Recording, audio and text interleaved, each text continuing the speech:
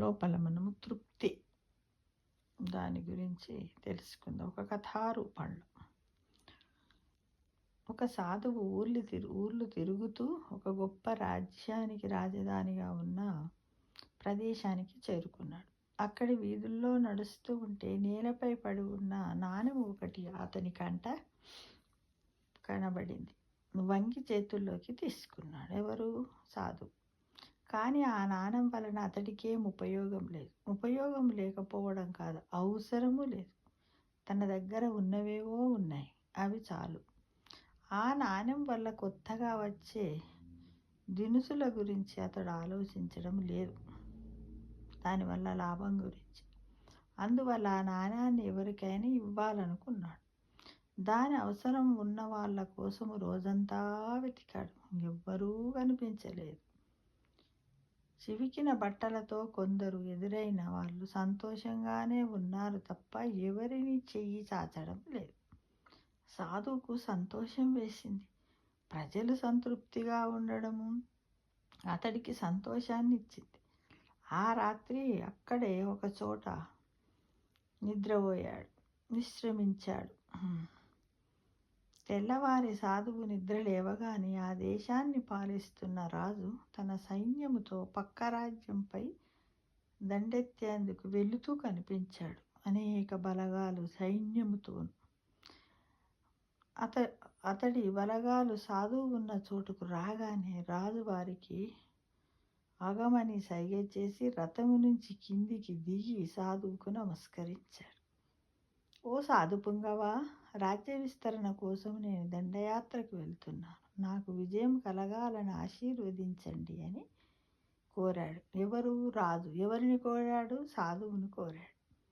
సాధువు తనకు దొరికిన నాణాన్ని రాజు చేతిలో పెట్టాడు. రాజు ఆశ్చర్యపోయాడు. ఏమిటి దీని అర్థము అన్నట్లు సాధువు వైపు చూశాడు. సాధువు చిన్నగా నవ్వి, ఓ మహారాజా, ఈ నాణెము మీ రాజ్యములోనే నాకు దొరికింది. దీని అవసరము నాకు లేకపోవడంతో అవసరం ఉన్న వాళ్ళకి ఇవ్వాలని నిన్నటి రోజంతా వెతికా, రాత్రంతా వెతికా, ఎవరు కనపడలేదు. అలాంటి వాళ్ళు ఒక్కరు కనిపించలేదు. అంతా సంతృప్తిగా కనిపించారు అని సాధువు రాజుతో చెప్పాడు. ఉన్నదానితో సంతృప్తి చెందకుండా ఇంకా ఏదో కావాలని ఆరాటపడుతున్న వ్యక్తి మీరొక్కరే కనిపిస్తున్నారు. అందుకే ఈ నాణ్యం మీకు ఇచ్చాను అని చెప్పాడు. రాజు అంతరార్థం గ్రహించాడు. దండయాత్ర ఆలోచనను విరమించుకుని వెనుదిరిగాడు. నిరంతరము లేనిదాని కోసం ఆరాటపడుతూ ఉంటే ఉన్నదానిని అనుభవించే భాగ్యాన్ని కోల్పోతాం. ఆ భాగ్యము లేనివాడు ఎంత ఉన్నా ఏమి లేనివాడితోనే సమానం కదా మిత్రమా. అంటే ఇప్పుడు ఇక్కడ సాధువు రాజుకు నాణ్యం ఇవ్వడం వల్ల, అంటే అన్ని రోజులు చూశాడు, అందరు తృప్తిగా ఉన్నాయి, ఏమి కావాలని ఎవ్వరు కూడా సాధువును ఒక మాట సాయంగా దేని గురించి అడగలేదు. ఈ రాజు మాత్రం ఏం చేశాడు? తన రాజ్య విస్తరణ కోసం వేరే రాజ్యం వైపు దండెత్తడానికి వెళుతూ ఈ ఆశీర్వాదం కోసం కనిపించాడు. కాబట్టి అక్కడ ఈ సాధువు ఏం చేశాడు? అవసరం ఈయనకే ఉన్నదని ఆ దొరికినటువంటి నాణాన్ని ఎవరికి ఇచ్చాడు? రాజుగారికి ఇచ్చాడు. రాజు ఏమనుకుని, ఏంటికి నాణ్యం ఇచ్చాడు నాకు అని అనుకుంటే, ఎందుకు ఇలా ఇచ్చావు అని అడిగితే అప్పుడు సాధువు చెప్పాడు. దాంతో రాజు యొక్క మనస్సు ఏమనిపించిందంటే, అరే, ఊళ్ళో ఉన్న వాళ్ళందరూ సంతృప్తిగా ఉండట, నేను ఇంకా కావాలని ఆరాటపడడం దేనికోసము?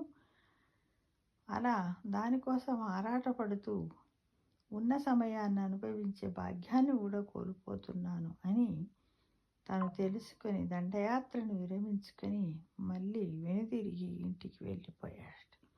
అంటే మనమందరం కూడా ఉన్న దాంట్లోనే తృప్తిగా బతకండి. వచ్చేది వస్తుంది, పోయేది పోతుంది అంటారు కదా పెద్ద మనుషులు కూడా.